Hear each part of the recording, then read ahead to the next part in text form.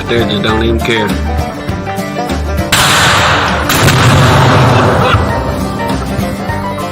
Take yourself down.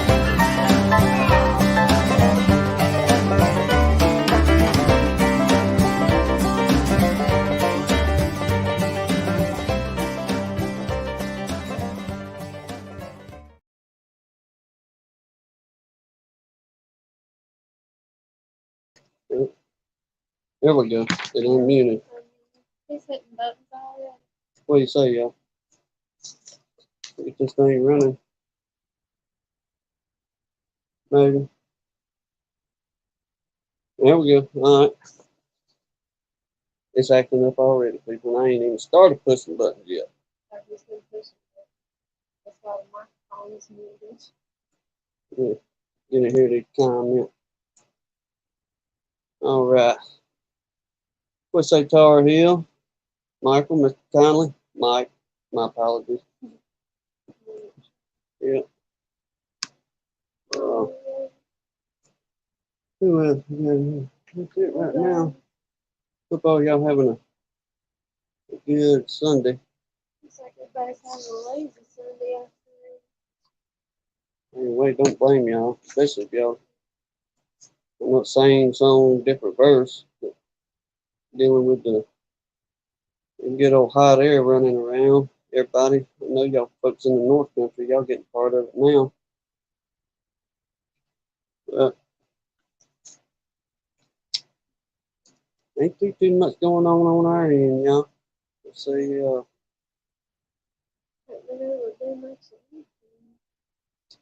no, we still kind of sitting idle, if you will, in a few things.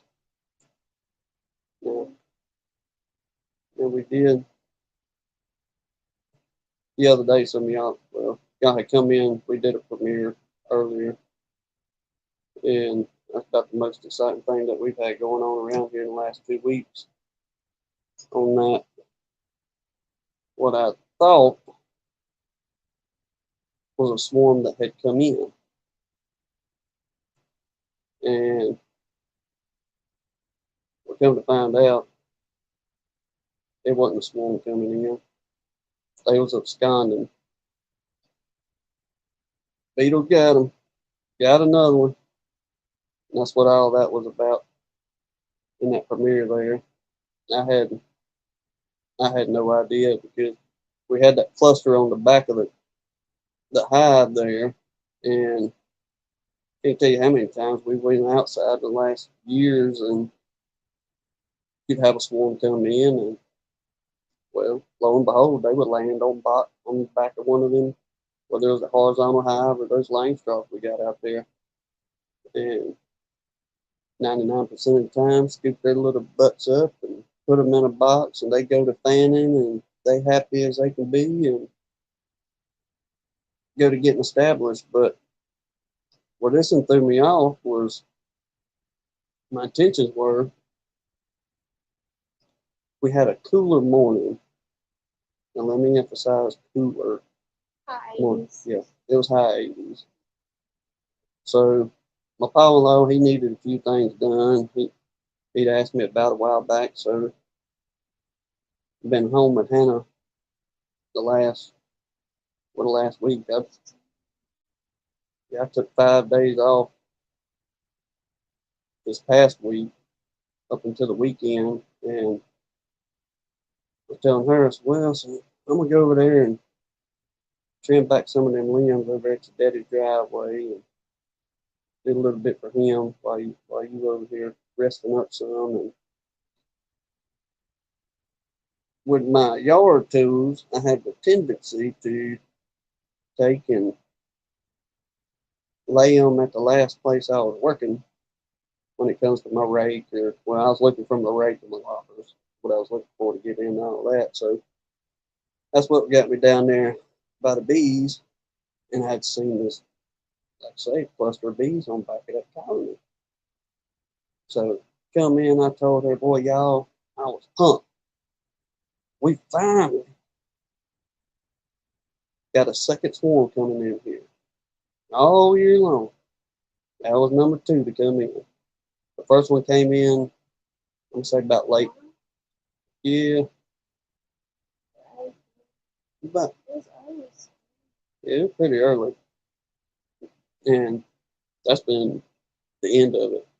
The years passed, y'all. I mean, we couldn't keep up with swarms. Them jokers be coming in, going out. We split everything we could split, and we fill up boxes in a heartbeat. But this year being uh, I've been calling it a bum fuzzling year because it's just you. It's like you take one track and think, all right, here we go. We're gonna get on this. Then you talk about throw a curveball and put you somewhere else, and so it's just kind of been dipping back and forth on things. So seen that big old cluster on the back of that box. I come in and told her, here we go. We finally got us a good swarm coming in. I seen the queen. She wasn't marked. And I had went around to the front of that colony, and that was the last of our single brood chamber management that we was doing from Sawmill Charlie. Trying to make a run on it, see how it'd go. Well, like I say, it was probably I can't remember exactly. It was about 9 or 10 o'clock that morning, and there were still some bees. What appeared to me a little bit of bearding on the front, like all the foragers hadn't really headed out for the morning. So that's where I keyed in on. All right, we got us a swarm. Everybody else is still on the front of the box. We got this bunch on the back. So one is better than none, the way I was thinking. So we can get one more from the beetle loss we had a couple of weeks ago. But like I say, got out there and trying to get them little old gals into a box. And y'all have seen that queen. She come out. She wasn't marked. And we know we marked all our queens. The only thing I can figure is they done, I guess, chewed the dot off of her or something, because there wasn't a lick of paint on it. And we know for certain there wasn't two queens in that box. And sitting there fumbling around, took my queen cage, stuck it up there, and whenever I went to close it, there was like a clump of bees that I would have had to get in there too. So she come on the outside of that cage, and real quick and easy, I pulled that cage back to get them workers out, and that queen, she was still right there, and I tried to take my index finger and nudge her inside that queen cage. Well, she almost went in, and they just made her a little gateway, if you will, and whoop, right on back into the cluster she went, and buddy, she disappeared. So what y'all see on the what I thought it was video that we just put out, she pulled the Houdini. I looked and I searched and I pulled bees and looked. Once again, couldn't ever get them. So it just kept rolling through my mind. And my luck, the way these queens are, she done probably got between that box and that lid and that little bit of a gap right there, and she's hanging out in there hiding. Well, as y'all can see in the video, I'm taking them bees in my hand, looking, shaking them off in that little pre-frame nuke that we made. And they was doing fine. Well, I don't know. I'm pretty sure it was. But if y'all watch the video, about halfway through that thing, you can see I got the lid kind of tilted up on that box. Well, one of our chickens that we call spirit chicken, we'll have to tell y'all that story a different day. But old spirit chicken decided she wanted to jump up there and see what's going on. Well, when she did, she kind of slid that lid down, and it wasn't just a few seconds later. I glanced up and I looked in front of me, and I imagine 99% of y'all know what I'm talking about, but you start seeing that swirling of them bees going up. And I'm thinking to myself, come on, please don't be doing this. Then it wasn't just a second or two later, you started hearing that hum. And I looked, and buddy, they was all up in the air.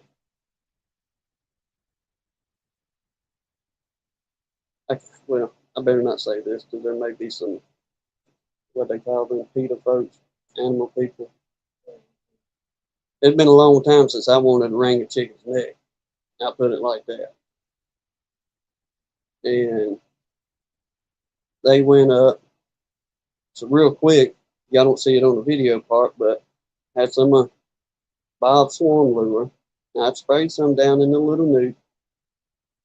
And right before they started getting, all of them started getting in the air, I jumped up and there's a little cedar tree that's right beside those boxes. And I hit that cedar tree. I don't know, 6 or 8 sprays on that cedar tree, but I guess by the time I got up, the queen had already gotten way up in the air. And our swarms around here anyway, we got low-hanging limbs on trees to where it wouldn't be no problem to get a swarm out. For some reason, just our luck, them rascals love to go straight up Like feet straight up. into either what the, yeah, we got a bunch of them oaks around here. And a couple of them big, pretty long leaf pines. Every single time, y'all, they'll go to the very top of them jokers, and that's where they'll light. They won't ever get on a low hanging limb. It's like they're just tormenting us. Well, during all this, I'm running around, and I think I was Mike Conley. I think it was when I was talking to you yesterday or whenever it was. I've forgotten to mention this to you, or me and you was talking about everything. I may have told you about it, but you was talking about tanging. Well, I had my hive tool, and I was running around the yard trying to find Hannah's hive tool. Well, I found it after everything was said and done and over with, but I was going to try to tang it because we've been 1 for 1 on the tanging. And the time that it did work, y'all, they was, like I say, way up high. They was up and past them doggone pines up there. And I beat, all I had was an older hive tool, and I've got a wrench for my chainsaw. And I took that old wrench and I was beating both of them jokers together, and it was binging and pinging, and I don't know, it didn't take, I'd say maybe 5 minutes me out there doing that, looking like a rodeo clown bouncing all over that yard. But they come down. Now this was last year on the tanging I'm talking about, but they come on down and they lit, and some of them, there's some younger tie we got out here, and they probably ain't, I don't know, I'd say maybe 16, 18 feet tall now, and they had lit in one of those little old tie. Uh, hey, Bo, I was out there just, I was getting down with them jokers, but it worked. I'm telling you, it worked. And talking to old Mike Conley, he said he tried it too, and he had good results doing it. And I think where I'd heard about it, but I think where I guess I'd really seen it happen or heard it from a reliable source was watching old Jeff Horchoff, Mr. Ed, and he was talking about tanging in one of his videos a year or two ago. And But we'll try it. And like I say, it worked. But the one where we tried it again, they went up and they went almost into the top of this one of the pines back there. But they had come down, and y'all, them longleaf pines around here, you won't have a limb for, I say maybe at least 30 feet if it's a full grown tree. It'll be just nothing but pine tree. Then you'll start getting into limbs and all that. And they had come down to the lowest limb and stayed on it. And I had gotten me I don't know, a piece of iron and some rope. And eventually, no, I couldn't get my rope up there. But what we did have is I cleared out some of our land down here, and I cut some of them old muscadine vines that I guess somebody had planted here whenever they had that old prison camp in the late 1800s, and it had some of that old vine that was still a little bit green, and it just so happened to be right there on that bottom limb. So Hannah, she's behind me and she's trying to film on the camera, and I grabbed them jokers and I told her, I said, all right, I'm gonna shake this baby and they gonna come on down. Well, Did not work as planned. Just spoiler alert. yeah. Nothing did. I grabbed that old vine and I shook that limb. Well, they would fall in a big cluster, but halfway down, they'd catch themselves. Straight on back up in the air they go.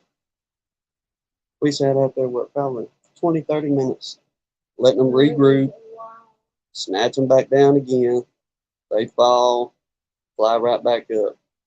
So we give up on that bunch. I got tired of snatching on that limb, and I was like, well, it just ain't meant to be. We're going to let the good Lord handle his nature in and leave him alone. But the video, like I say, we put out today on that bunch we thought was a swarm, but really was an abscond because the doggone beetles got into them. I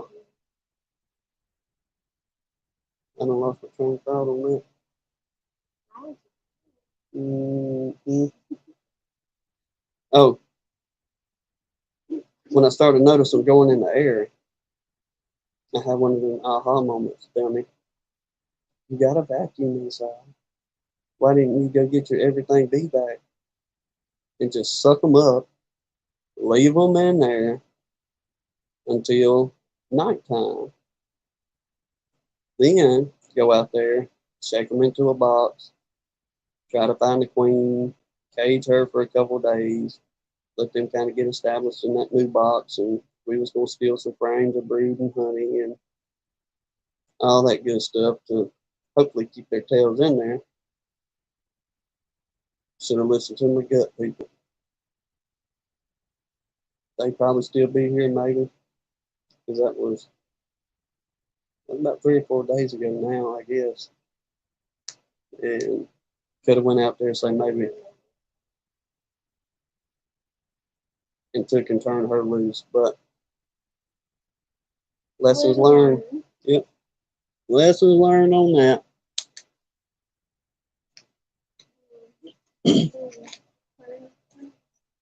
Yeah, just 1 second. Is Hope Sadler? Ain't seen Hope yet? Okay. Let me know when you see Hope. If he decides to pop in. But hopefully, Lord willing,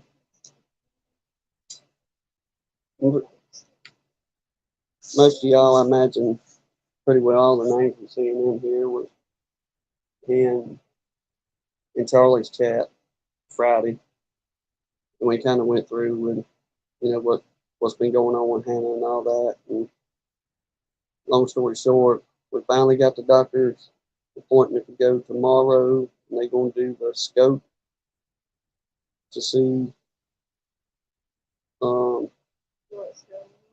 Yeah, hopefully it's that simple procedure where they just got to put that balloon in there and stretch her esophagus out, and I can get her back home. Lord willing, I'll be back in the bees by the end of this week. Yeah, go get her some.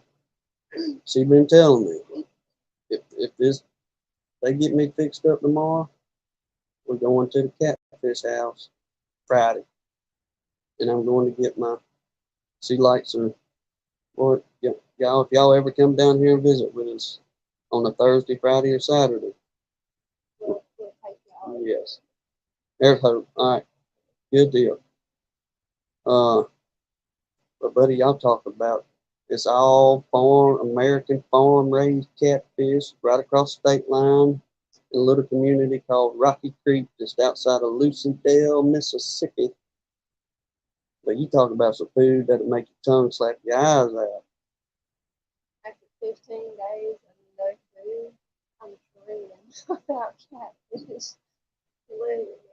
And we become, I guess we go over there every chance we get, and the owner sees us, and we talk to him quite a bit, and a couple of them waitress ladies, I guess we kind of befriended, Yeah. and I'm gonna tell that waitress, I said, I'm gonna tell her, I said, look, bring my woman the grown man's plate of your shrimp salad that she likes so much. Now I'm talking about stack that baby up for her. And like I say, Lord willing, we can get over this little old bump in the road, and we can get back in our bees and kind of get some more videos out for y'all and all that good stuff. But listen, hope we got your package earlier this week. I think it was Monday or Tuesday. We got your package. It was really, really good. Listen, if I can get hooked the wrong way. I'm gonna try to keep your address and all that stuff covered up there. But thank you so very much for sending that to us. We busted that. Yeah, we busted that box open and said we gotta try this. And yeah, Good. it's some, it's some. Is it your spring honey? Hope that you pulled? I imagine it is, but I want to make sure. It's pretty hard. Yeah, because it kind of looks like a uh, fall honey, like a goldenrod darkness to it. But I know it was a Philip RTX. He was showing some of his the other night, and he said his spring honey was pretty dark this year as well. But either way, it's some good honey. And we appreciate you, Captain, on that. You know, we got it stuck over there when Ed brought us some whenever he come down. It's probably too Tulip poplar. All right. Well, it's some fine eating. And when she gets to feeling better, I can't wait till she makes some of her homemade biscuits in that iron skillet. Ooh, dog. But anyway, thank you, thank you, thank you.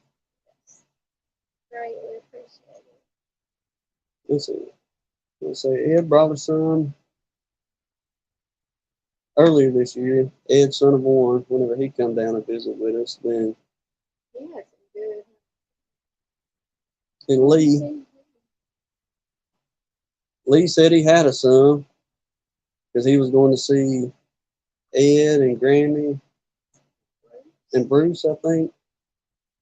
And I guess he kind of had a little bit for everybody, but I reckon he got so excited about his little road trip, he done pulled out the driveway, forgot everything. Which we everything. can completely relate. Absolutely. We've done that many times.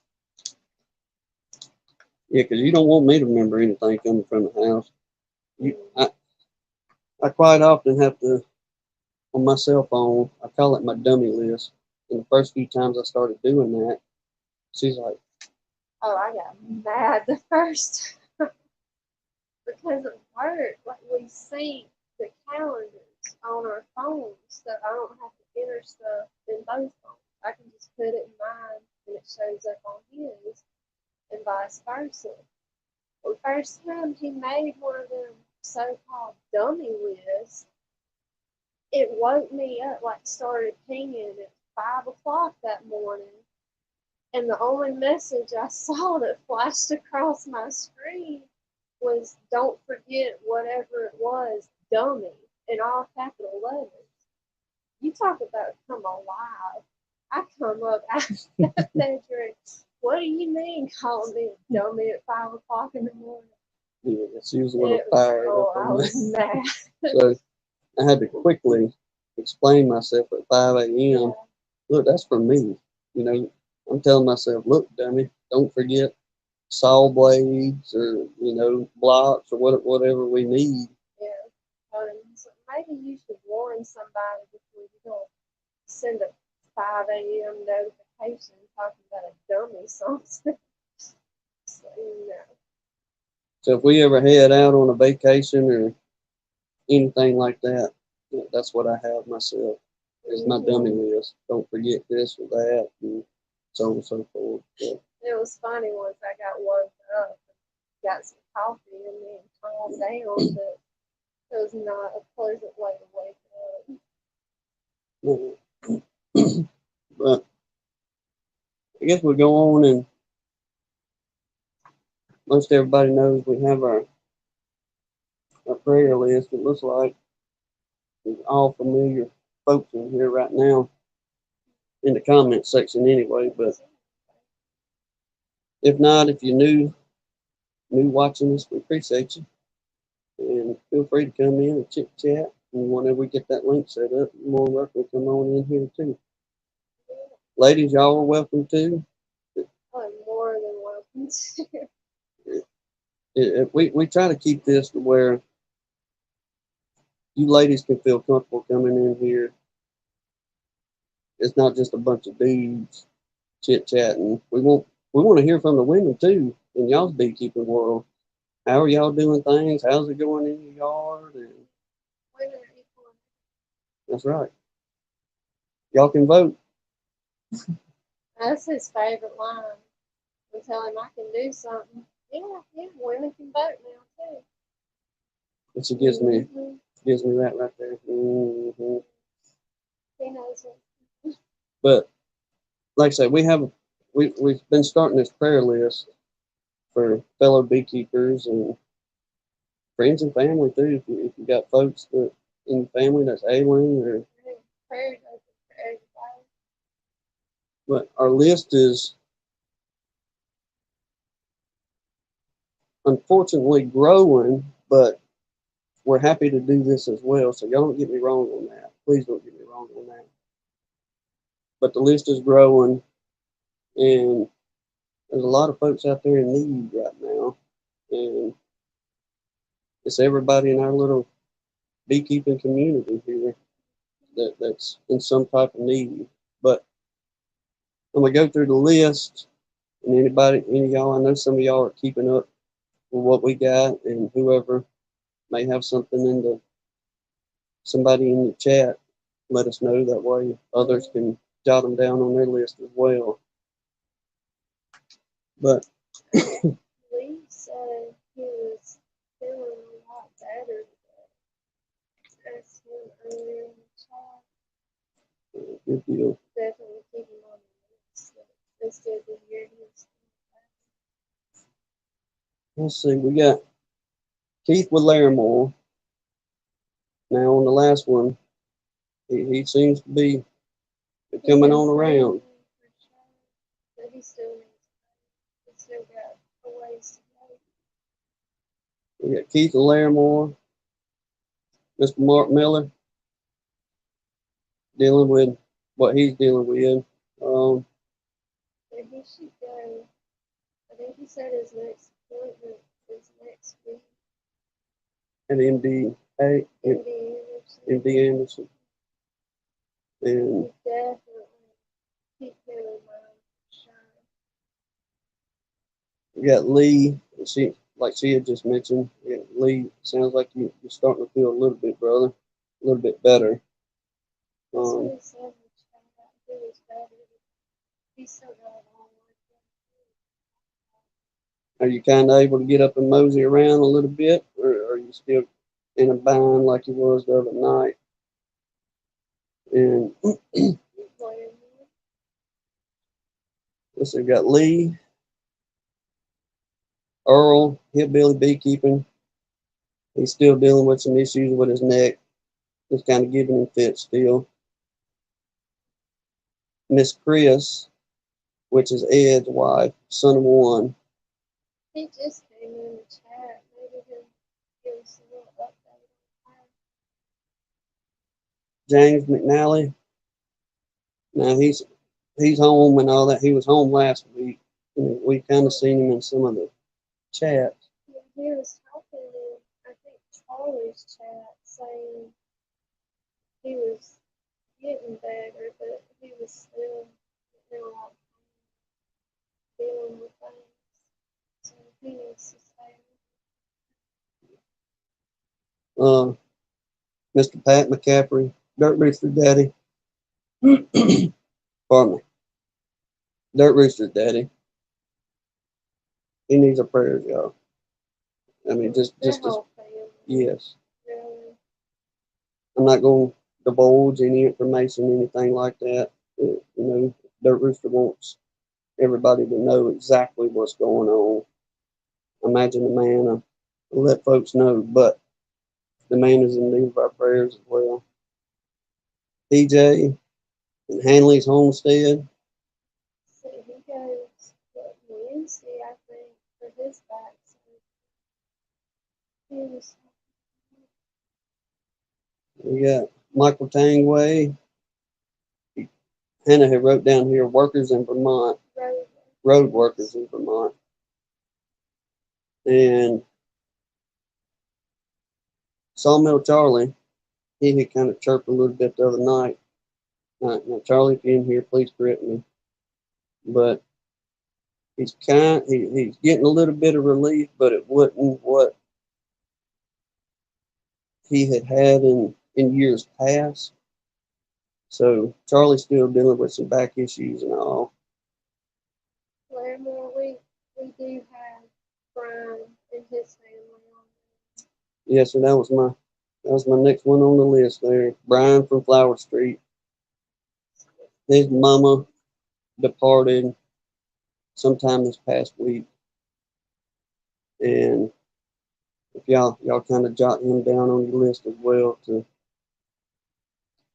keep everybody in prayers, but dealing with the loss of a mama or daddy, it don't matter how old you are, it ain't easy, y'all.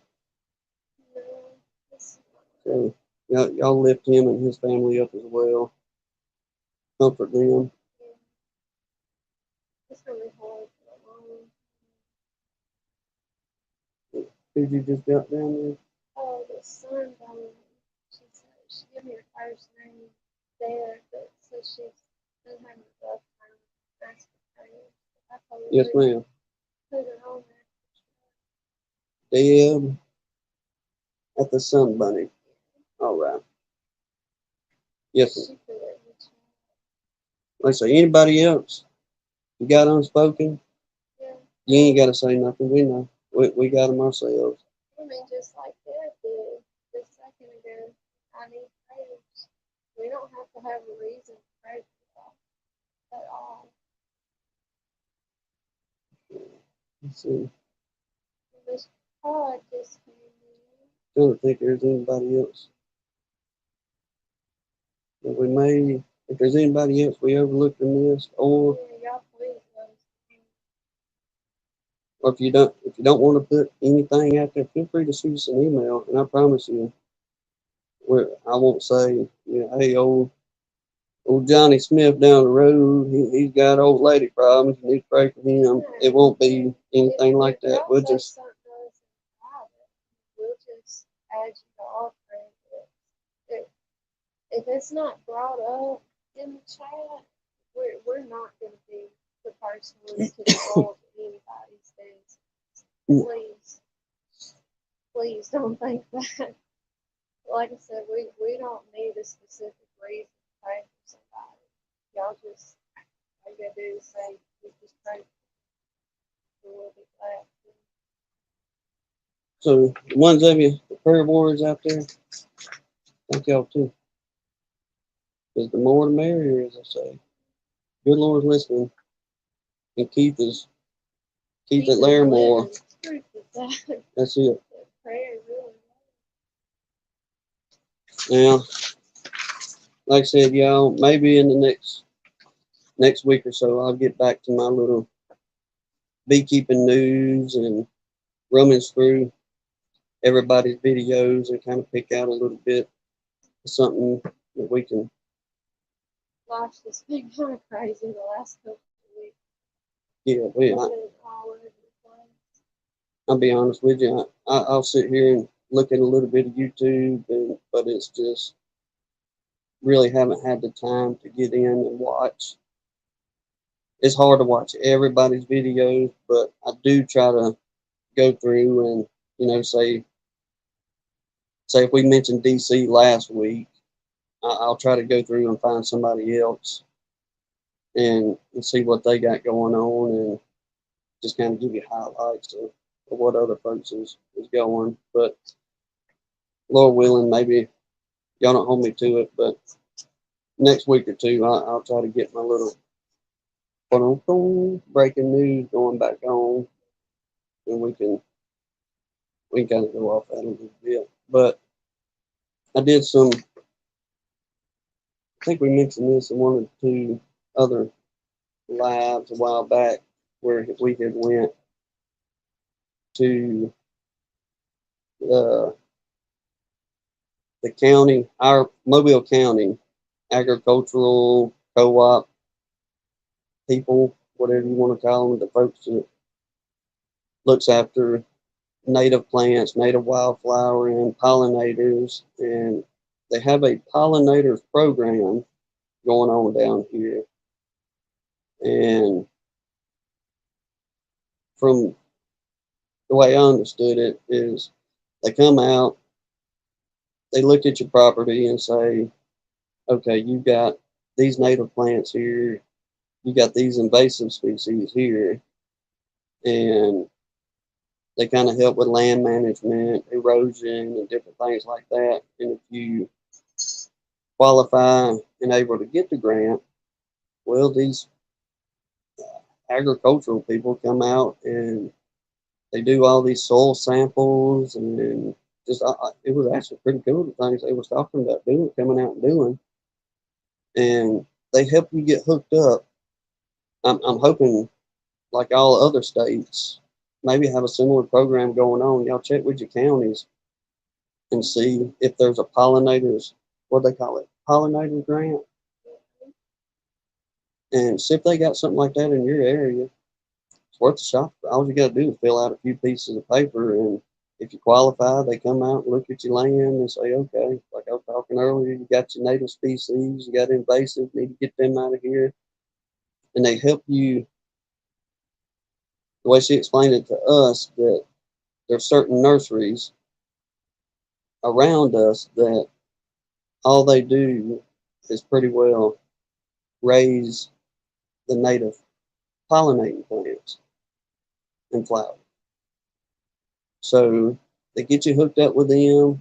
You can get a little better prices on planting native plants in your yard or whatever on your land. So, and I imagine most of y'all are kind of like us. Now we enjoy, especially springtime, going out and buying different flowering plants to. Now we know what little bit we buy isn't going to bring in a huge amount of whether pollen and nectar, but it's a little something more for the bees to pull on and be able to pollinate and take back. And with them telling us that, they said, hey, look, there's some nurseries around here. They sell all our native species, and y'all can get them planted on your property and help out with building the native species back up around your home and keeping that going in your area. So we did have Now, what we got, what I'm going to show you first, any of y'all, I did not go and look at this on their website, but I imagine you can probably look it up on the website. Let's see, I got the wrong one here. Start with. This is what I got. Yeah. And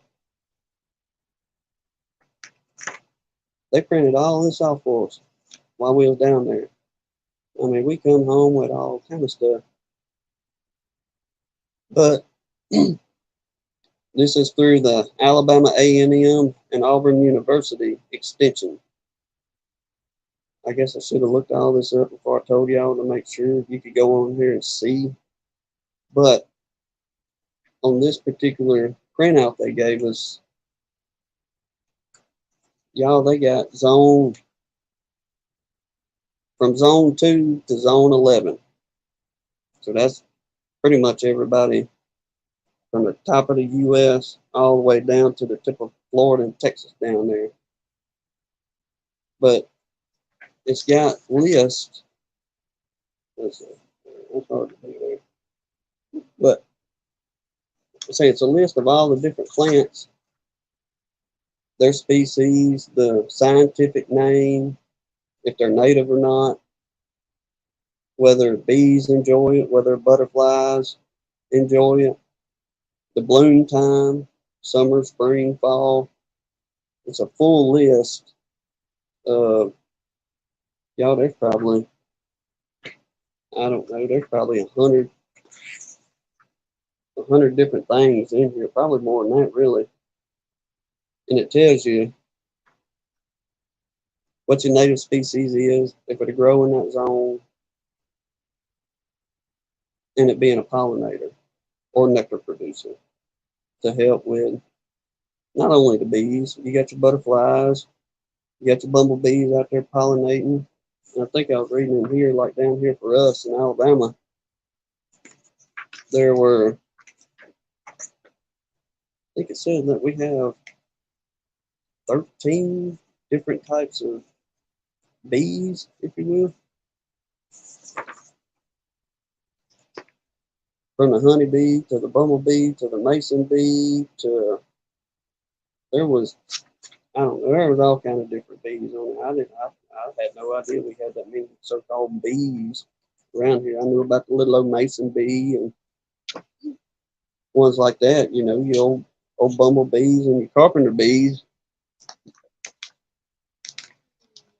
So maybe a little reference, kind of give you a reference of what to go in your area. Like I said, it's the Alabama A&M and Auburn University's extension. And I'm assuming it's in the protecting pollinators in urban areas, what it says at the top up here. And you got, oh Lord, white clover, white clover, butterfly weed, lantana. These are just kind of a few I'm popping off here. Let's see if I can find some with kind of up in, we'll start from the north and kind of head south a little bit, but some of y'all may have heard some of these plants, may not, but just for example, you know, zone 4 through 8, you have blunt mountain mint, prairie coneflower, rosemary, orange coneflower, black-eyed Susans, bog sage, or goldenrods, New England aster, smooth blue aster, spreading aster, African marigold, Carolina, something other, climbing black-eyed Susies, Confederate jasmine. I mean, there's just, there's all kind of stuff on there. Trying to find some of them that most everybody, we all know the top of our heads. I know there was a The poplars were in here, the tulip poplar, huckleberries, blueberries, wisteria, black cherry, sourwood, honeysuckle azalea. Um, Y'all, there's all kinds of stuff on here to look at in Google. So if you're interested in what are some of your native plants and that are good pollinators and nectar producers, just kind of give you an idea. If you like me, I've tried to, I guess, kind of, the more we got into this beekeeping thing, the more we have picked up on looking for different types of plants and stuff that are pollen and nectar producers. Now we've gotten down to, oh, what was it? The asters, the jewelweed. Um, I'm trying to think, what was the one over across the road we were working over there? The purple stuff, Yeah. the nettles. Yeah, the different nettles. Yellow. So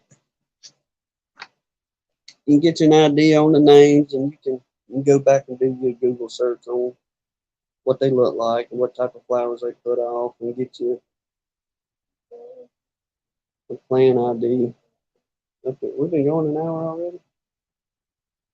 Time flies when you're talking so much. I reckon so. Let me put this in here.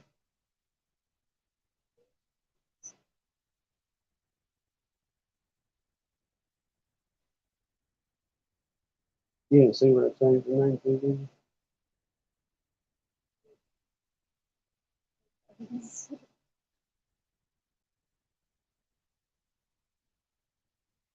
Let's see.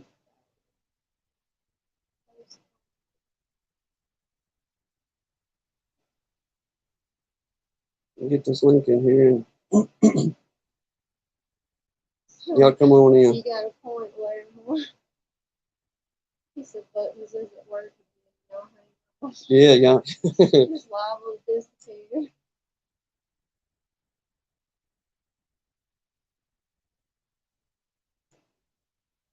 Got it. Yes. Bingo. Okay. So we got that going now. All right. Now I don't know why my screen. There we go. I'm gonna try to not push a bunch of buttons on either end, on the computer end, or It's probably gonna fail measure. These buttons too. yeah, because it's tempting to go over here and hit y'all's comments and things like that. But He just messes it up every time. yeah, it don't. I told him I'm gonna start popping your hand like a 2-year-old if you don't quit hitting buttons while you're on a live stream. I did notice that in these live streams, like being on Charlie's the other night. Once we get about 2 or so hours into it, is whenever this thing starts acting up, where it it freezes, then it causes us to drop out, then we have to come back in and redo everything. I don't know if that's something to do with the StreamYard or what's going on, but like I say, usually we can roll about 2 hours real good without no issues. Then I'll have that little bar pop up and say something about there's too many apps running or something ain't working right.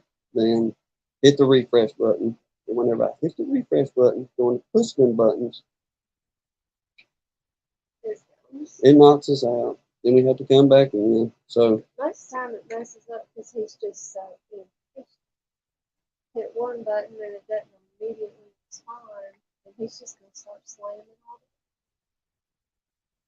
well, we got this 4G, if you will, and all the bars is going good like now. I mean, We also live in things way out in the middle of nowhere. so I guess I need to learn what to call some patience with this stuff, I reckon. and just let computer land do whatever it does. But y'all come on in. Link's in there. Tell us about it. See what's going on. Now, I've seen a couple of comments on, like I say, the last video we did. I think it was Russell. Yeah, I'm pretty sure it was Russell. We're talking about how he was having a bum year himself on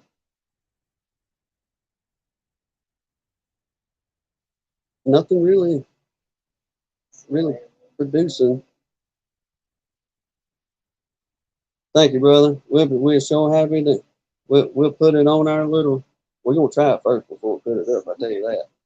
But we got us a little deal set up over here now, where we, for the ones of you that has sent us some honey, we kind of, I guess, like everybody else is doing, we setting us up a little wall of honey, and we would love to try, especially some. We talked about this the other night. I think it was on Charlie about, you know, buying local honey if you're a beekeeper. You know, I'm not going to buy no. It's nothing against anybody by no means, but I'm not going to buy any local honey to set on our little shelf. Now, I will buy some honey from somebody up in the North Country that has got, or anywhere really outside of us, that's got a little bit different flavor, and you know, y'all have the different nectars producing, just to kind of see what the varieties are, and how good they taste and all those kind of things. So for the ones of you, thank you much once again that has sent some. Like Larry Moore, you're gonna send us some, Bubba. I'll be at that mailbox every single day, Captain. Whenever you send me a message to say it's on its way, I'll be looking for it. And we, like I say, we excited to try it. We ain't looking for fancy labels on it. Now, if anything, yeah, don't waste your money on something like that. Yeah. You know, but That honey ain't gonna taste no different because you put a label on the jar. now I'll sit down and I'll write with my little chicken scratch and say, hey, this comes from Larimore, or you know, Hope or Ed, or I'm just naming off the ones that you know we've gotten so far. But yeah, we'll put a little note on there. This came from so and so, and where you're from. Keep us an idea on, because I'll forget in 2 days if I don't. I'll go, well, It won't take you 2 days. I'll just forget. Chris, shoot me an email, brother, and we'll get you an address on anything. And it's on our Gunline Bees at Gmail, and I'll get you an address to send it to. But we appreciate you, bro. Absolutely. There, we usually do. Unless we have a hurricane or tropical storm come in, we generally get a pretty decent goldenrod flow in the fall. That's what we're kind of counting on this year to get us through. Yeah, because it was going back to talking to Russell. It's just been such a bad year on any kind of honey production. It's just been a rough year all the way around. Colony growth, the whole everything to expand, and on top of to get a decent flow. So we're hoping, Lord willing, maybe we'll have a little better outcome when it comes to the goldenrod. Now, it's up all over the place, and one of the widow women we go to church with, she's got quite a bit of land herself right down the road. One of her fields, they used to keep a bunch of, they did trail rides and stuff. And they had their mules and horses out there, but her husband departed some years back, so Yeah, wonderful fella. And you know, they done them buggy rides. I think they went down. Where'd they go? Florida. They would go, I mean, like stay going 2 or 3 weeks on like actual wagon train rides. They let me go on some of them when they were just going around here, like out to the river or something. It was a lot of fun. They went everywhere when they were tired. But since her husband departed some years ago, she don't keep that field cut much anymore. Well, the horses and the mules pretty well kept it mowed down for them. They didn't have to do anything out there. But she lets that little bit of pasture out there grow up. And that's kind of our, whenever we pass, because we got to pass her house going and coming, and we watch that goldenrod start shooting up throughout the year. And right now, I'm telling y'all, there's some of it probably 6.5 feet tall out there in a few little patches. Now that whole pasture is full of it, from 3 foot to 6 foot. So we're really hoping, if we don't get a hurricane or a tropical storm between here and there, and our peak season is around September and October. Hopefully them doggone storms will stay away from us. And or if we don't get a deluge of rain, just summer showers like we get, because it ain't nothing for us to have a week of rain all week long without a hurricane. Or it'll be so doggone dry, That everything would just die. yeah, it'll just burn up out there in the field. So, Lord willing, we're hoping that it'll take and be that good happy medium to where the goldenrod, we can at least pull a little bit on top of, let the bees have something to carry them through until the spring flow turns around and gets back in here next year. And hopefully, once again,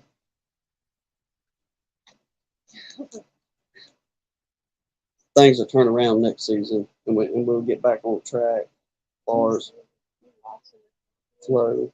Everybody talking about sending money.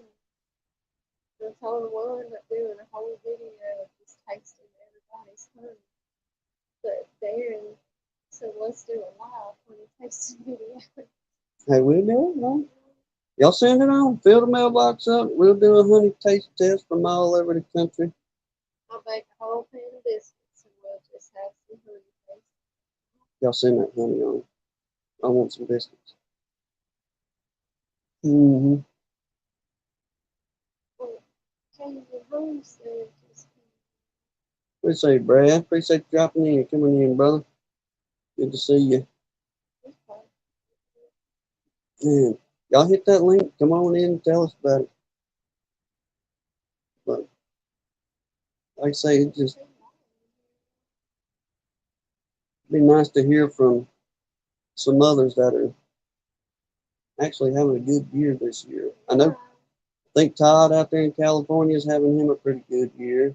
Now, Jeremy with Queen Bees, he's having, yeah, so, oh Lord, there ain't no telling how much honey that man's sitting on now. I know he was about, what, 700 pounds a couple of weeks ago. Yeah, I mean, he still has more than the steep crop, and then he's got the whole cotton crop. So that man is going to have a great Chris, season. the bug man, seems to have had a really good. Who Philip got a whole bunch of honey this year. RPA. Yeah, I think what did he say the other night? Lord of mercy. 680 or 780. Several hundred. Yeah, so it's kind of like just watching Mr. Mike Berry over there in Louisiana. And like for us, we we kind of go off some of those guys like Mike Berry. He's down here in the south. We pretty well on the same parallel and have the same weather conditions and all those type things. So he got him a good crop, but it wasn't what he had in years past, and the same as others. So the way it's kind of sounding is we have this, I don't want to say wave, if you will, but the further south you're getting down here, it just wasn't a good year. Now, as you start getting on up in the little bit northern ends of what we call the south, like Chris, you up there, Bugman, you up in South Carolina too, I believe, and Yeah, it's not hard. he he had him a good year too. And Bob, he seemed to have had a pretty good year. I know talking to him, he hasn't pulled everything that he could have pulled yet, but he'd been sitting on a good one himself. But further you get down here, Mr. Dan Weaver said he got more than 500 pounds off the reproduction. I heard that. Yeah, That's really good. yes, sir. So Chris has got 5 to 10 gallons still left on his, and But he's cool with it I think so. there. Jeff,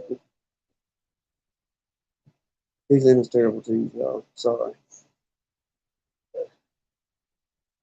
He's chewing on everything and just he's being a puppet. But um,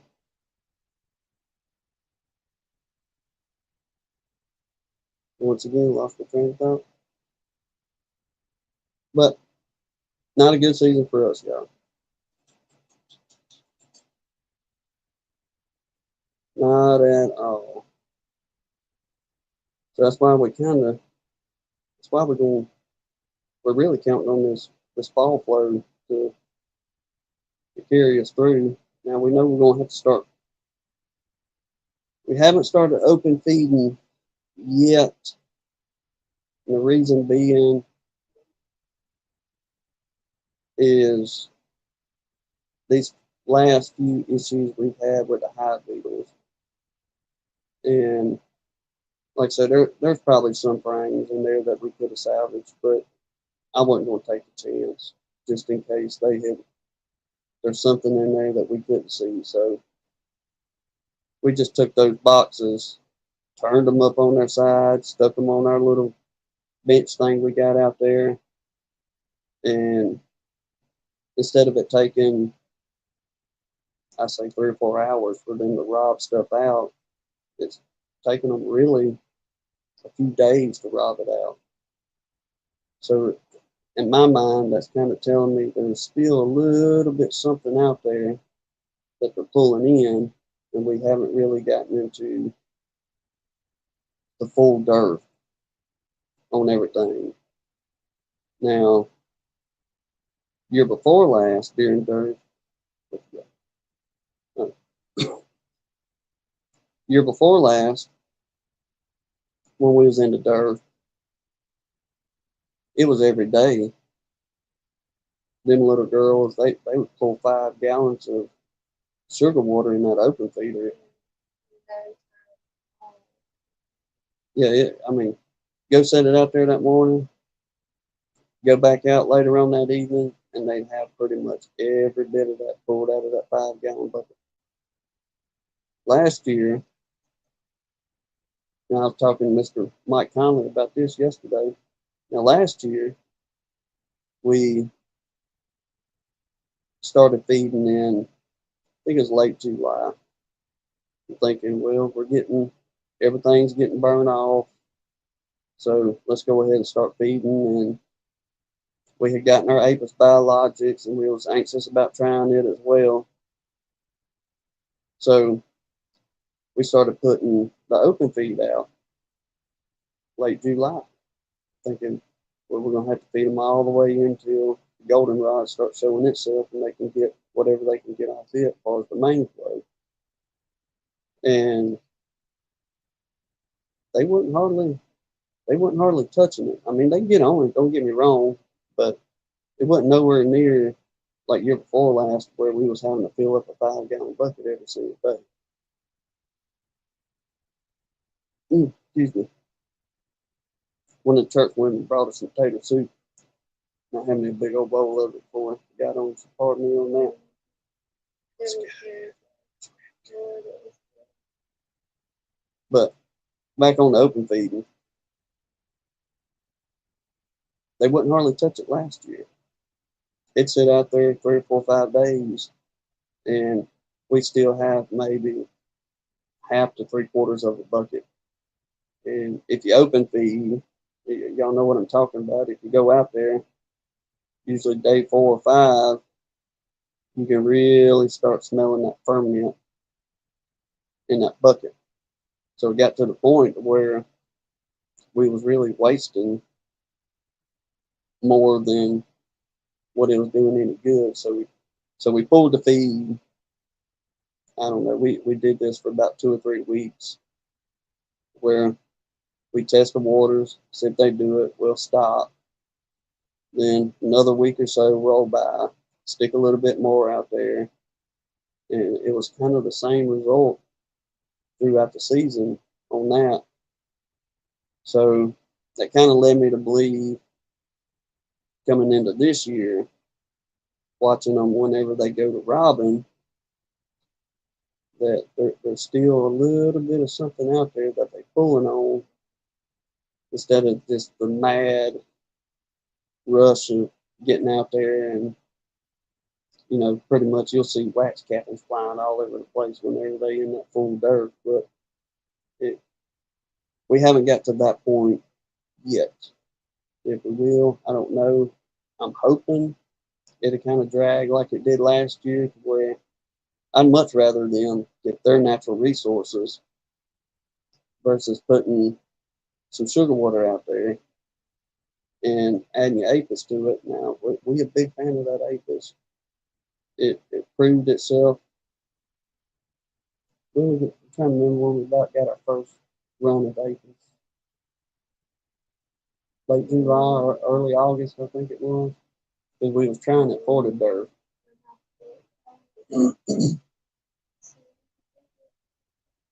Then when we got into late October, early November of this past year, that's when they really started hitting it real hard. It was a late season hit, and pretty much we couldn't. It was back to year before last, where we'd go dump 5 gallons out there, you come home, and they pretty well had every bit of that pulled out and gone. And like I say, the one thing that we really liked about the apis was them continuing to lay up a good brood pattern. And I'm gonna say our brood patterns didn't start really slowing down. It's about December for us.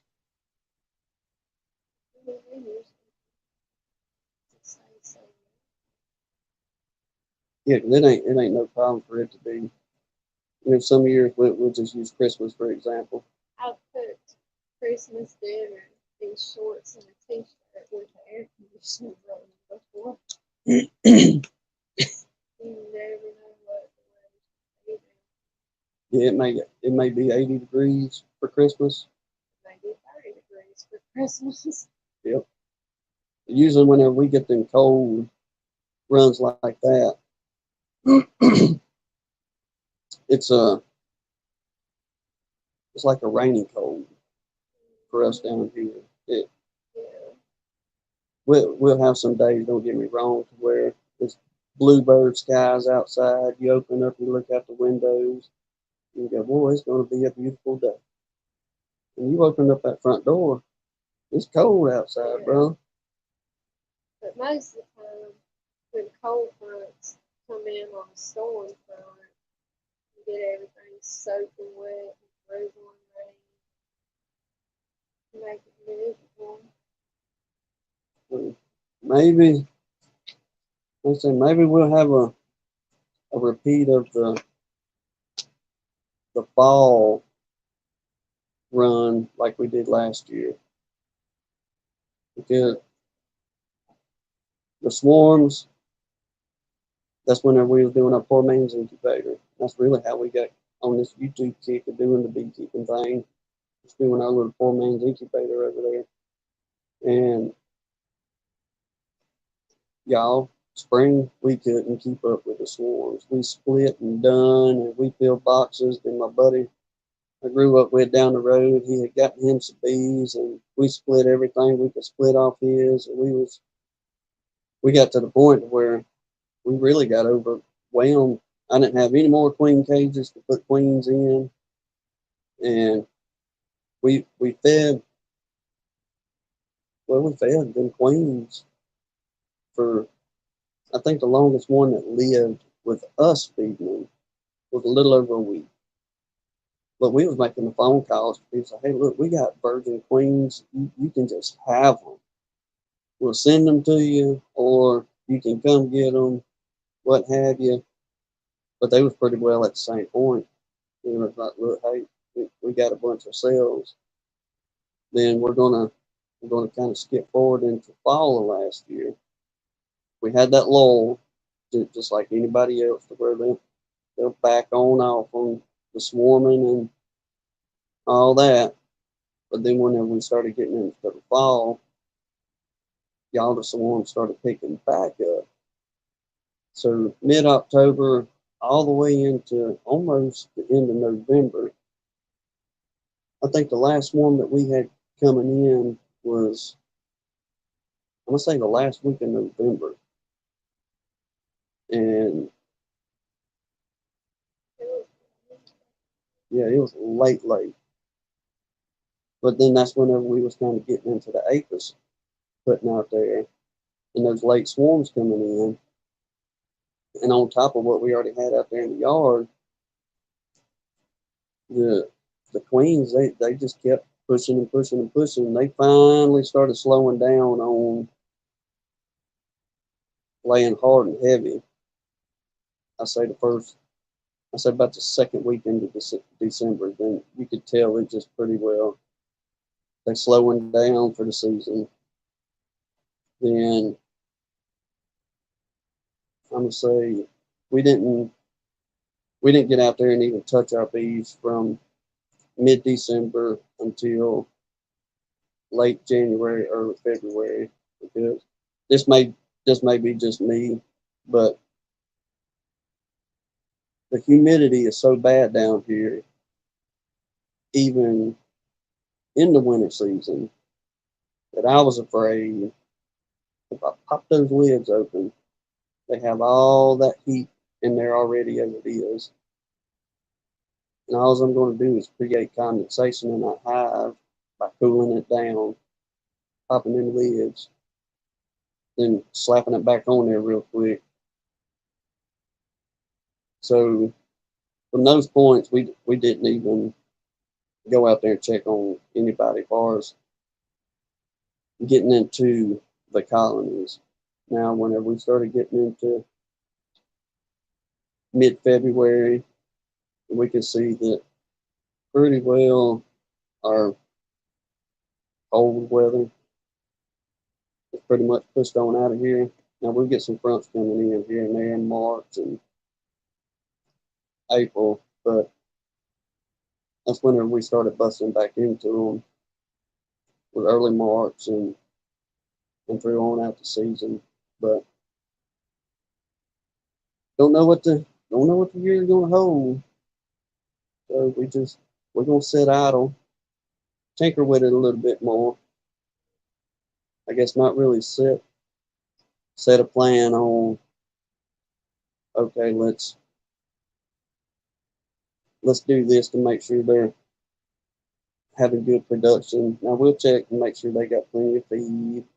And if we need to put pollen sub out there, we'll do that. Or if we need to, we will test the waters again. And probably the next, I don't know, what are we mid-July now? So, Almost out of July.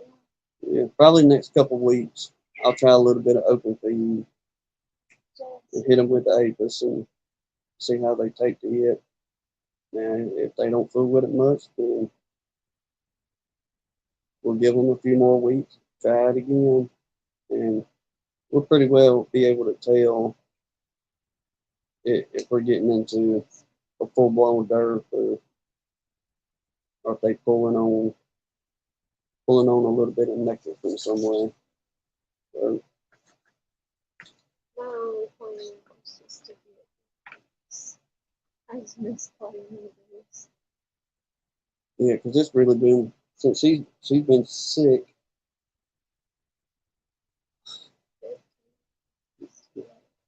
15 days, and we haven't really gotten out there and I guess fully inspected hardcore as we should. Now, with that abscond the other day, I was so doggone fired up about them blasted beetles again. The only thing I did do, I pulled the lids on the lane straws that we had and sucked up what beetles was in there, pulled my inner cover off, make sure they wouldn't crammed in the top of the box up there, but thankfully on the lane straws they had pushed them up into the inner cover, so what I could see pretty well they had them corralled on that top. So out there in my rage and fury from losing the yeah, I did the math on it. We lost yeah, the math of done. $1,650 is what we lost in just beads. That's not counting honey. So the more math he did, the more I ain't gonna lie, y'all. I was so aggravated with all that. I told her, I said, I'm just about ready to throw my hands up with it. No, that ain't happening. We're keeping the bees. It aggravated me so much because I mean y'all know how it is. You go out there, you put all this time in to make sure your bees are good and healthy. They got plenty of feed, and you know you got a good laying queen, and you see that they're doing well. Don't get me wrong, but then here comes that issue.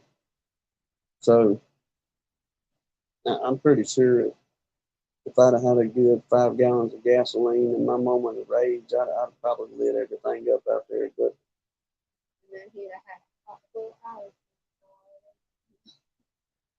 yeah, she did calm me down, and I did get my senses back about myself.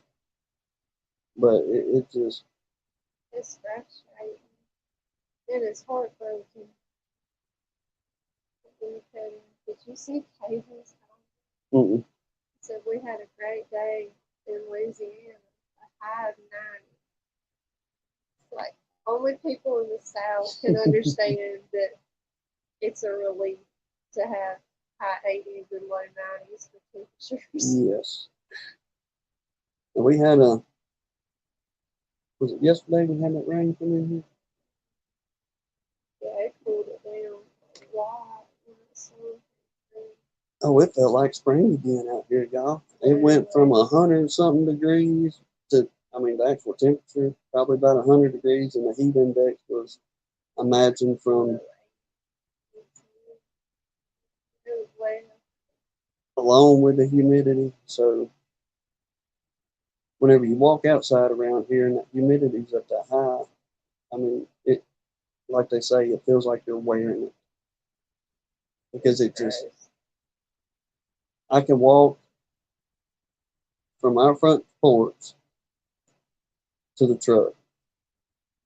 Like 20 steps and you're soaking wet with sweat.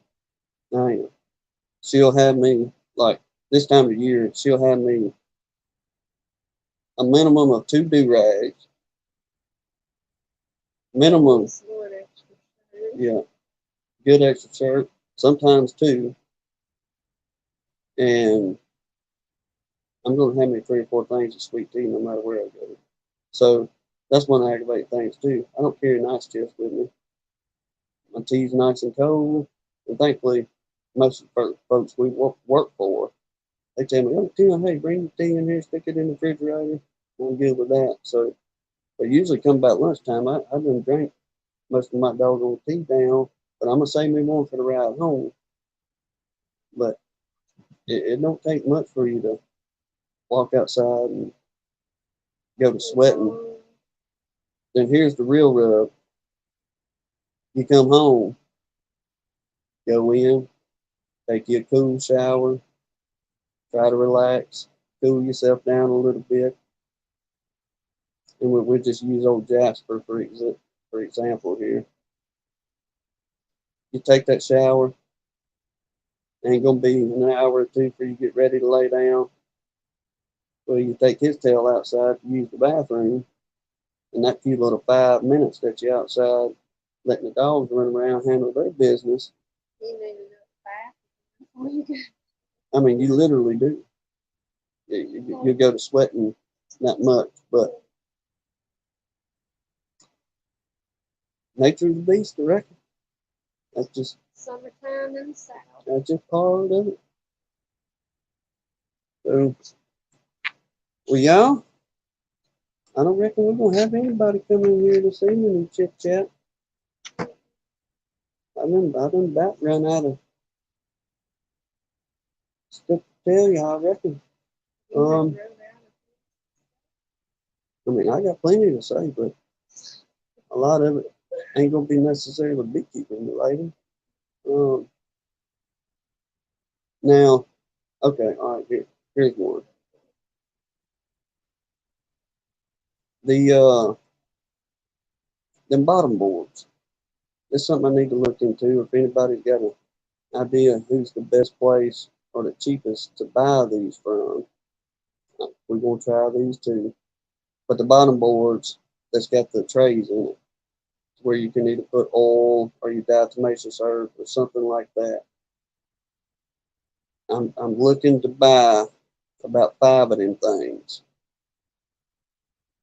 Either buy them or build them. The only thing is, it ain't no problem for me to build the bottom boards, put the screen in and all that. But building that little tray at a out of some roofing, I'd say, I guess some roofing flashing or something like that be probably the easiest thing to build them trays out of. But I just ain't got time to bend them trays and hot rivet them together and seal the corners off to where to hold liquid and all that. But I am looking into buying some of those trays or those bottom boards. That way, for whatever gets in there, whether it's a high beetle. What are you talking about? Chris? It may be Chris. I think he does. Use a cookie. All right. Just, No, I ain't doing that. you can go buy your own cookie sheets and do that. Yeah, I'll stay out of You're hers. not raiding my kitchen. And I'll hit that dollar store or Dollar General because there's one on every corner around here. You can't drive 10 miles down the road without running into one of them jokers. That's good. I appreciate that, brother. I'll sure try that. And I got plenty of wire around here, and I know I got plenty of scrap lumber to build them things off of. So yes, I will try that. And I reckon, well, I mean, it ain't got to be Well, cookie Larimore sheet. has it. Well, if you build the bottom board so you can slide a foil paper. Well, I'm kind of on the same page with you because I thought about taking like we got some of them bottom boards that are made out of plywood.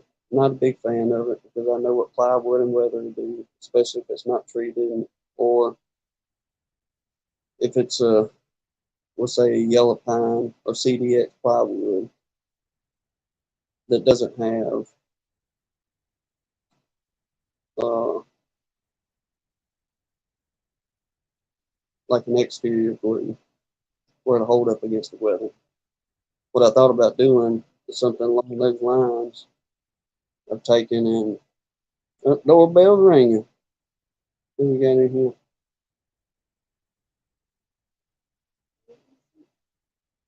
A good brother out there in Texas.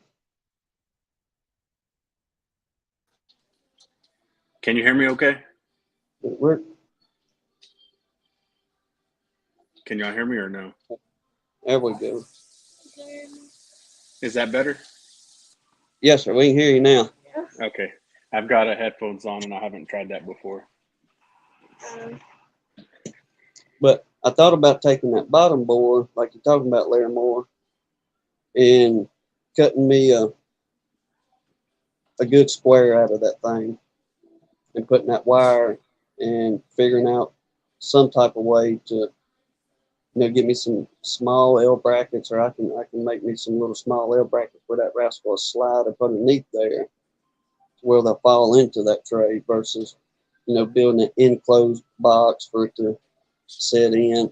I ain't worried about nothing fancy and pretty, just something to where them puppies will fall down in there. So that's another option we're trying to go to. But how's things out there in Texas, our friend? Hot, but going pretty good. Pretty good. Yeah. Y'all burning up a little bit more than we are over here. It was okay this morning. So I went to the watermelon fields right at sunrise, which was 2 hours away, and it was probably right at 70 degrees this morning. But it was 104 or 103 at 7 o'clock p.m. our time, so an hour ago. I was just working bees for a little bit, but wasn't too bad. I thought you just said you had to go to another yard or something. This was the one close to my house, only 5 minutes away. Oh, okay. So Yeah, that makes it better, closer to the house. right. The rest are 2 hours, 20 minutes, 15 minutes. I mean, they're all spread out. Yeah. Have you But got your bees out there in your cotton fields yet?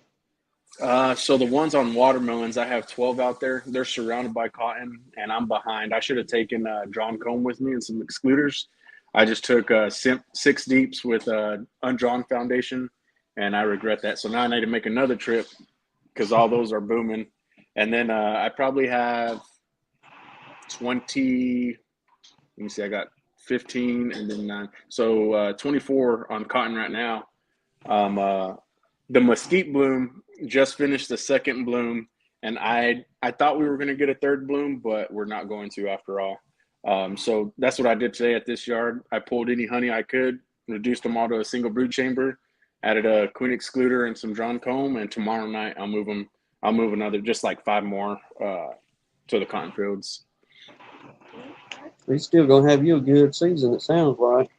Yeah, I only pulled about another 120 to 150 pounds just now. It was more leftover honey / clearing out broodness, so wasn't too bad. Well, it's better than anything we've done around here, that's for sure. Now, Right. there's others in the same boat too, so I know we ain't the only ones, but it's good to hear everybody else. Yeah, it's good to hear success stories from this year. Right. There's several people doing really good. Yeah, I mean, for West Texas, it's been booming for out here. It just seems like folks, the further north you get, you're hearing people just having a phenomenal year. Right. You know, so you hear some folks say, "Man, it's the best year that I've had in beekeeping in a while, or whether they've been doing it 3, 4, 5 years. Some of their best years so far. Right. Real quick, back on y'all's bottom boards thing. I know Michael said this. I may have a video. I used to build your screen bottom boards. I used to love screen bottom boards. Now I don't. But for $6, I can make like 2 or 3 of them out of one piece of 1x4. I'd have to actually show you how, or I might have a video if I could find it. But I'd rip it, the 1x4s, then I'd get a dado blade, and when I ripped it, that other piece was the lip around it, and I get the 1/8 inch hardware cloth, staple it right on top, paint it. I mean, easy and cheap for bottom boards. But now I'm all about solid, and now I need to start switching to pallets somehow. I just got to figure out how to move them. So, I got plenty of scrap 1x out there. That ain't no problem. I mean, simple, sturdy. I mean, it's perfect. If you got a dado blade or a 3/4 inch router, I mean, I'd rip it about 2 inches, and then I'd have about 1 3/4 or 1.5 inches off, and I'd rip it to my length at 2 inches, 20 inches or 21, whatever it is, put the dado blade in it to have a 3/4 inch lip, and then that cutoff, I'd shove it in there, glue it, staple it on the side, and then you have your platform. So you got your 1x4 standing up, your lip sticking out, and then that's where you just staple the. And then, like you said, with your L brackets, you could go right underneath and slide a tray if you wanted to. But I don't care for screen bottoms, even in the 115-degree temperatures. I don't.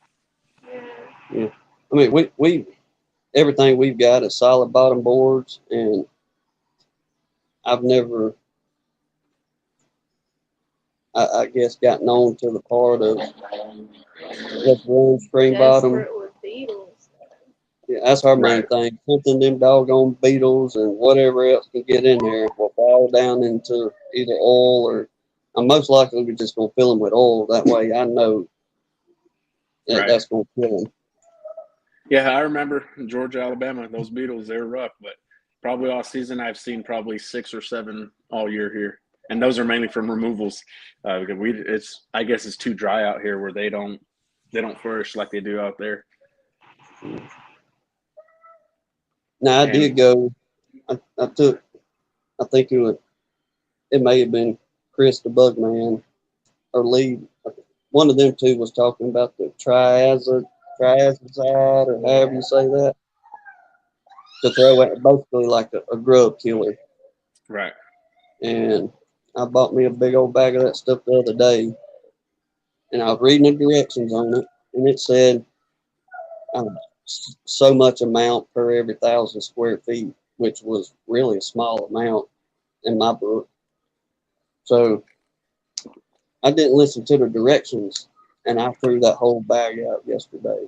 I mean, I saturated probably 50 feet radius all around everybody, and I loaded it down, and thank goodness it worked out good where we got a good little old steady rain, not enough to wash, but got a good little old rain to wet that stuff and kind of pack it on down. So I'm really hoping saturating the ground with that spectricide, triazide, however you say it. But right. We got the peppermint oil too, yes. to put in there instead of just Yep, we finally, during my little moment of rage out there the other day, and she kind of got me calmed down a little bit on it. I said, we're going to the Walmarts or wherever, and we're going to buy peppermint extract, peppermint everything, and stick in there. Now, we still going to fool with candy, don't get me wrong, but something that'll stay in there longer. Yeah, having that oil stay in there longer. There was when I was there, I'm sorry, I didn't mean to cut you off, Hannah. When I was there, my mentor, when I just started, she does this, and I think Crane's Nest might have put a video out. I don't remember who did last year, but I've got, get the political boards, the politician signs. They got all the little corrugated plastic, whatever it is, like the stuff made for the Easy Nooks. We cut little sections, cut it, slice one part on half and bend it open, and you could see all the little holes. And we'd put roach bait in there with I got a recipe. It's got pollen, roach bait, and a little bit of honey. And you close it back and you tape it, and the bees can't get to it. It would kill the bees if they got to it, but they can't fit through the little holes, and all the beetles go in there, and then they just feed it to their larvae and everything like that. It works amazing. I could send that to you. Cheap, Yeah. easy, and it lasts, weeks for a month. I would just set two, if it's a single brood chamber, catty corner to each other, and bees can't get to it. It just knocks out the bees or the beetles. But yeah, and you could get all those politician signs, and one sign you could cut and make 20 of them easily, and super simple, super easy. A lot of people are like, well, you're putting chemicals in your colony, but you're really not. I mean, it's isolated. Bees can't get to it. It's up to your own discretion, but I do it. I did it. I don't do it now since we don't have beetles. Now, was you sticking them on the bottom board, or sticking them like on your inner cover, or just sticking them on top of the frames? On top of the frame. So if you have a single deep, just right on top of the frames, just kind of like if you ever use a Swiffer pads, kind of same thing. Kind of put them at the edges. If you have double deeps, put it on the middle one, or even on the top one too, where they're going to chase the beetles around. But that bait will lure them because it's got the pollen in there, the honey in there, and it's got the roach killer bait, whatever it is. I forgot what it is. I don't know if it's terramycin or what exactly it is. Is it the stuff that's like in the syringe? I've seen that been used. I think it actually is, because it makes it easier to shove it in there. But you kind of mix it if you do it our way, and you can get like a syringe from Tractor Supply or whatever, and mix your concoction and shove it in there, and put the tape around it where you sliced it open so no bees can get to it, nothing could leak out, and the beetles work it out from the outside in. Yeah, we're gonna do that. 'Cause, I mean, they're clean signs around here we can pick up. I ain't no problem. Right. Do y'all have Facebook? I mean, yeah, Facebook. Or I need to get your number. I need to email you. What is it? Gunlinebees at Gmail. Yeah. Gmail. Okay. Let's have some numbers too. The email is on our little YouTube page. Okay. Yeah. Sometimes it'd be easier to text, but I'll email y'all and I'll send my info. Or if I could just say it right now, I really don't care. I've got my number everywhere. Send us an email. That way you ain't got to worry about none of that. I get spam calls, removal calls, all kinds of stuff all day, every day. So we get spam calls. But Lee said that 20-pound bag of that stuff is supposed to do 25,000 square feet, but he puts an entire bag in a 10 by 12 foot. yeah. Overdid it. That's a little relief on that. I was to the point, I don't care. I'm going to saturate the ground, and if it's going to kill whatever around here if it works. So, Jeremy, did you see Shane's question too? Let me see. Sorry, I got to go back and forth. Shane's okay about the upper entrances. I do not use upper entrances, but whenever it does become the flow pretty good, I will kind of offset my boxes, half an inch or whatever, just kind of twist them or go forward or backwards a little bit so they have ventilation. They could use it as an entrance, but most of the time they propolize it and just use it for ventilation. But even with this heat, I mean, the bees do what they do, and they don't even beard that much for some. I don't know if it's colder inside than standing on the landing board. They might rather be inside where it's 100 degrees instead of 115 outside or whatever. Yeah. I'll check out your little idea too, Michael Buck, on your boric acid and Crisco. Now I know that boric acid and jelly. We mixed boric acid and some grape jelly one time in a place that we was renting whenever we moved into this place. It was terrible. But now I know that boric acid and that jelly would take care of some critters. But the thing is, you got to get them to eat it instead of just setting it out and letting them walk over it type thing. But I'll try that as well. but it's to the point of y'all we're losing everything quick. It's just Some stupid things. and They're just bad this year. For Yeah. whatever reason, we hadn't fought them like this at all. And this is our fifth season. Keep Hmm. I don't know what the deal is with them this year. If we hadn't done anything differently, but they take it. I mean I guess it's just prime season for them Beatles to really get it is all I can think about. I know some folks suggest that we're having other issues prior to the Beatles coming in, but I'm gonna have to argue that, y'all. It's just It's not. the Beatles. I mean, they're infested is the best way to explain it. I mean, literally within a couple of days, you'll have a good strong colony, like the video I put out today. If you look at the bees on the back of that box, I mean it was a good package of bees, no problem, good healthy bees. But the beetles are just so infested around here. Granted, because we got the sandy soil and all that, and it's prime ground for them to come in and do their thing. But you get to the point of, what do we keep doing this and just throwing money out the window, or we got to find something that's going to remedy this problem, not only inside the colony, but them rascals getting down into the ground. Because like I was talking earlier, whenever I popped those boxes off, I could see the glimmer, the sheen.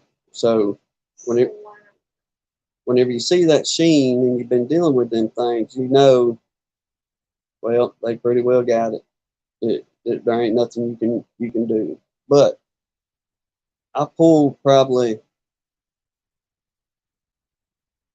the that was our last single brood chamber management that we tried, which we only tried 2 this year, just kind of tinkering with it, going through, old Sawmill Charlie's method and everything.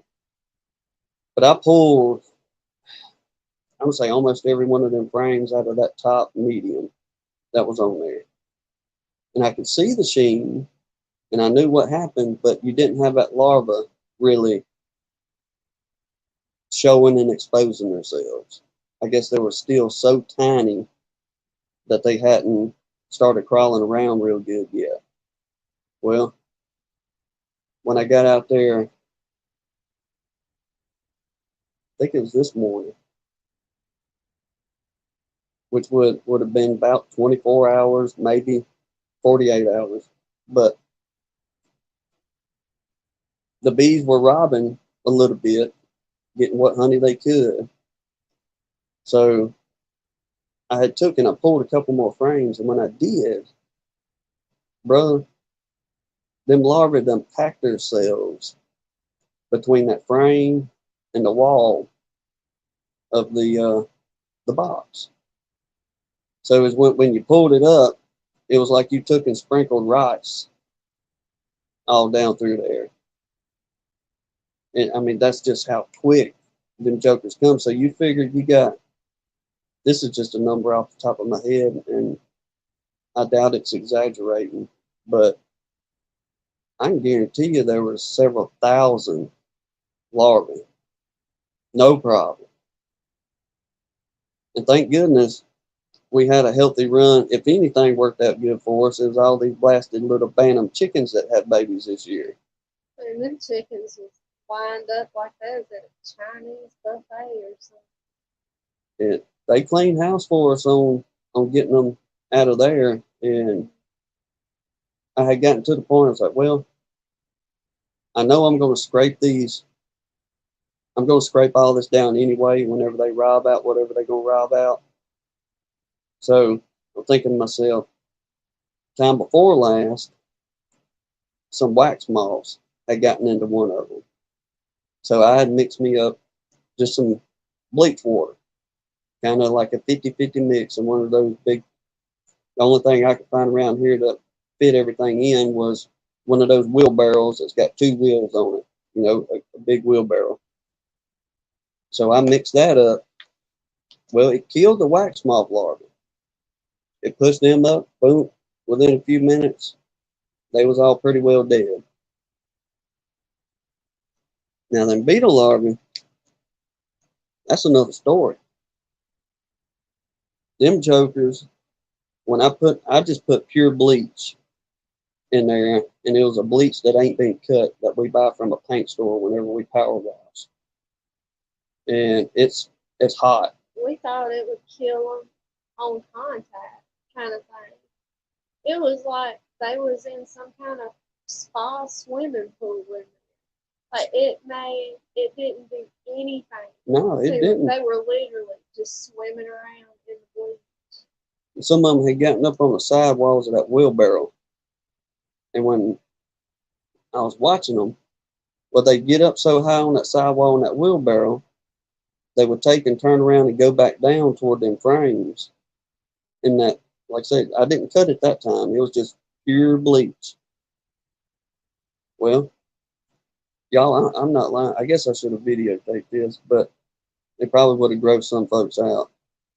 But them larvae, brother, I'm not lying, would go straight down and submerge themselves in that bleach.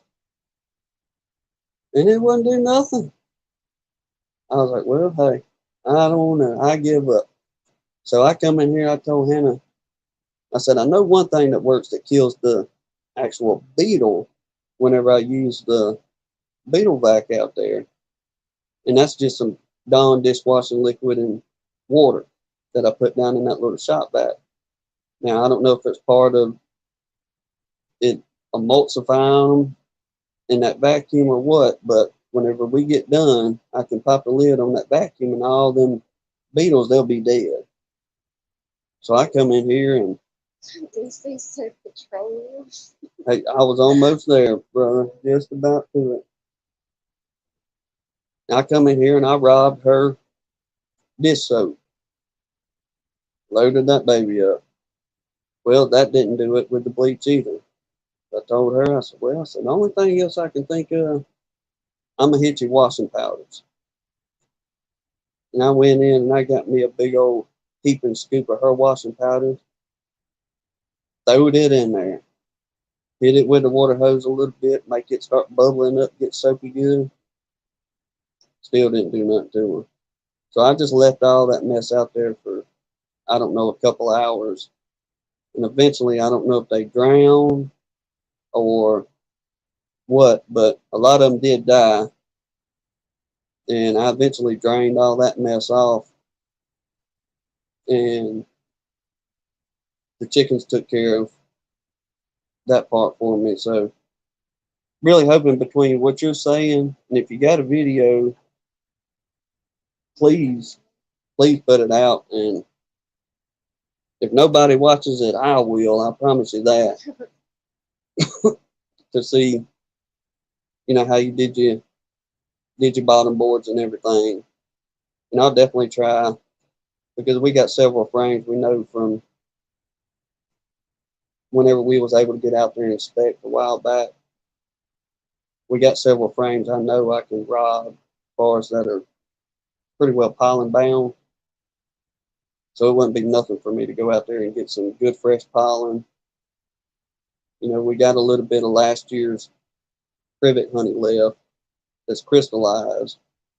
So I can heat that stuff up, like you say, and mix it in, get all that together, and put that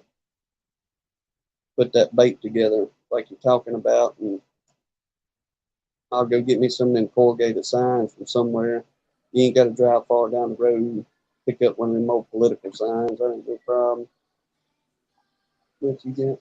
But Circle T Corn said, have you tried hydrated corn? No, I have not, Circle T. Tim and Hannah, I'm sorry. I just jumped on for a few minutes. I'm gonna spend time with the family real quick before bed. I've been up since 4:30 this morning, so. But I just want to reach out. Yeah, I'll send you the email, and I still got to get your address too. I'll send that in there. I want to send you some mesquite honey to try.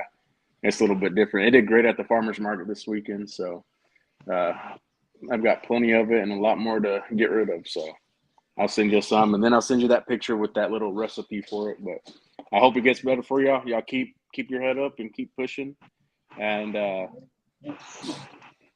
you got to you can't give up. So Appreciate it'll you, bro. be Thanks much, worth it. And Hannah, hope you're feeling, or hope you feel better. Hope everything goes good tomorrow. I heard earlier about everything, so or about I think I watched yesterday's chat today while I was driving the 2 hours each direction. So I try to pay attention a little bit. But y'all be blessed. Have a good one. Everybody else, y'all have a good night. And You as well, talk man. to y'all later. All righty, y'all have a good one. Let's see what he's saying. Try to lime around the hive. The beetle drill inside with Pollen patty for bait. All right. I'll do that. Let me, Michael Buck said I've frozen frames of pollen for 2 weeks. Took it out and tried to wash some of the pollen out and still had wild. I know that. I mean, these are tough little critters, y'all. Yeah. I'm beginning to think them suckers could survive a nuclear apocalypse or something. Just about. That bleach water, I could watch it turn that comb just pure, like it was brand new, like they had just built it yesterday. Turn it to pure white, so you know that bleach is working in there, cleaning, killing, whatever it's doing. But them jackets, they just sit there on top of that, and that's all you see, just masses of them things. But I mean, I'll try that too with the lime and go outside of what I put out yesterday. And I've been taking screenshots of some of the stuff. So I go back yeah, to the movies. we appreciate any advice that folks has got on that, especially if it ain't going to be. Now we ain't going to take and do anything harmful to hurt our bees by no means. But if it's something we can get in that ground and take care of what's in the ground that we can't see, now if we get all of them killed, that'll pretty well remedy, for the most part, what's getting in the hive. Because if they can't, what they cupate, then we ain't got to worry about it. But now we know that you're going to have hive beetles come in that are, what they say, them jokers will fly several miles to seek out a colony or a hive. So between the peppermint, yes, we know the peppermint works, and all we've used is the peppermint candy. And I guess some of it I should kick myself in my own butt because we didn't jump on and go ahead and listen to Earl and, well, Mr. Mike Connolly. We were talking about that a few weeks back, how he was using the peppermint extract in his, and he's up in northern Alabama up there, close to Tennessee. And just hearing everybody else using either the oil or extract has kept them out. That's what we need, and there's something that's going to last a lot longer versus just putting candies in. Now, I do like the candies. I like the fact that they store that peppermint in and around the brood chamber area for whatever reason that is. Now, I'm going to say maybe twice when we've done inspections, because we just started using peppermint last year and this year. And last year, you go back on some of our older videos, yes, we had pretty much the same problem battling them jokers. But this year just seems to be like it trumped that from what we had last year. But now we, like I say, I can only think of twice really between last year and this year that we ever seen them put that peppermint in and around or up in any of the supers. 90% of the other time that we've seen where they have peppermint stored was in and around that breed chamber. And it was on the outside, it's kind of like you got your little rainbow of honey that they put around there. That's about where it was, around the bottom edges of that honey between there and your brood. I don't know why they're doing that, but they're doing it for a good reason. So there's got to be, there's something to it that is beneficial for them on top of helping with the pest. Now,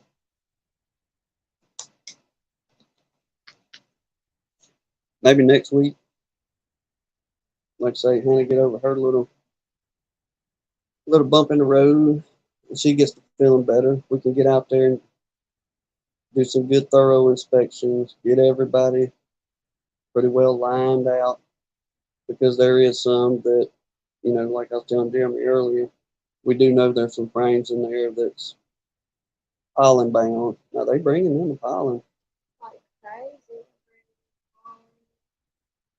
so we can pull those resources, move them around, maybe do a little bit of equalizing if we need to, and get what we got left, which we only got 4 left. So I'm pretty well to the point of maybe our next few jobs going to go get us some nukes and try to build back up, maybe Lord willing, maybe each pay period from here until I say about the end of September, get them nukes and get them back out here. But before we waste any money on that, yes, we got to get this portion taken care of. So, Russell, I hit him with the permethrin the other night as well, and that was before we had come out and seen the abscond that happened the other morning. And I did go out there and I loaded the ground with permethrin all around each stand, around our little horizontal hives, and where we got the laying straws now. They got a double dose of chemical treatment in the ground. If Lord willing, let us make a little headway. Now, early on, I'd say early in the season, March, I had went out there and we had to go over to, we had to cross state line to go to the co-op and find some permethrin, which we finally found some over there at the co-op. And early in the season, I come in and saturated the ground real good, and it was, we really didn't hardly see any beetles. The last 2 years we've used it, it's worked really well. But it's like these things are some kind of mutated super beetle this year or something. But It's just we fixing just, it's fixing to be war, or it is war now, and I'm bound and determined to win that battle one way or another. And even if I gotta, I don't know, even if I gotta put some diesel fuel out there in the ground, take DC's yeah, use DC's advice and petroleum. go get me some off-road diesel, and which, I mean, I don't know, anything. But that's where we at, folks. So I think we're gonna cut it here. We got a long day tomorrow. She can't have herself nothing eat or drink after 12 o'clock. So I imagine she's gonna go in here and fill up on her coffee. That's gonna be the worst part. Not being able to drink any coffee. I hadn't faced a morning without coffee in 7 years. So y'all don't tell her I said this, but y'all pray for me. Cause she ain't gonna have no coffee. He's gonna need it. And that appointment ain't until we ain't gotta be there until 12 o'clock. So she may be a little bit fussy and testy tomorrow, not having that coffee. I will be in the morning. It's gonna be bad. But we appreciate everybody that dropped in, all your prayers and all that. And once again, everybody on our list, we're praying for y'all too. And Lord willing, we'll see y'all on the next live chat next Sunday. If not, we'll holler at y'all before then. It was nice knowing you. Yeah. Thank you, sir. Thank you. Yeah, if y'all don't see me next Sunday, you know what happened. She took me out. But I'm not gonna take it. It's just not gonna be a pleasant. I do appreciate all y'all's prayers, everybody saying stuff in the chat. It's greatly appreciated. Hopefully we'll be in a better frame of mind on the next one. if everything goes pretty smooth and all that, if I think about it, if I don't, y'all forgive me. But like I say, if everything goes good and smooth, we can get on home and get settled in. I'll put a little deal on the community page to kind of let y'all know how things went. But y'all have a blessed one. Y'all have a good week. Y'all take care.